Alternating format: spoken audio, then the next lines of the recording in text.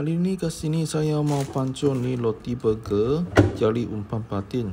First kita masuk dalam, kasih haluskan, jangan halus sangat, tekan 2 kali sudah. Lepas tu kita masuk tong 2 beg, semua kita blenderkan.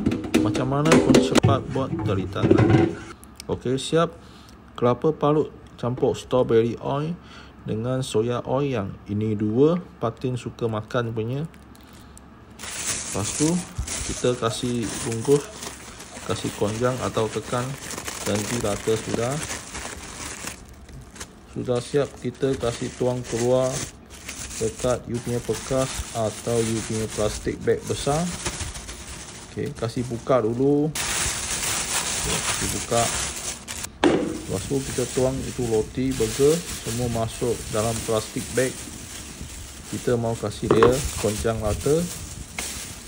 Bungkus ada angin sikit, jadi kita boleh konjang. Saya rasa plastik bag ni tak cukup besar lah, tapi boleh lagi.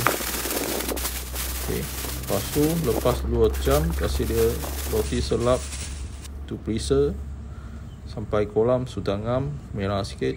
Okey, roti kita cangkut dekat mata, tekan kuat-kuat buat tulang dia, mata tajam mau dekat luar. Okey, lepas tu umpan kita kepal dekat atas roti. Suka you mau bulat ke lepeh ke, you kepal, janji you boleh baling. Kalau tak boleh baling, kepal kecil pun boleh. Okey, lepas tu kita baling ke spot tengah.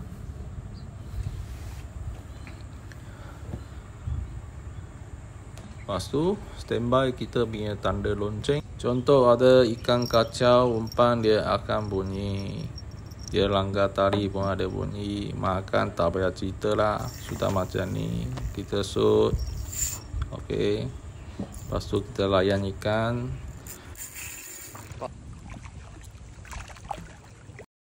Selamat mencuba.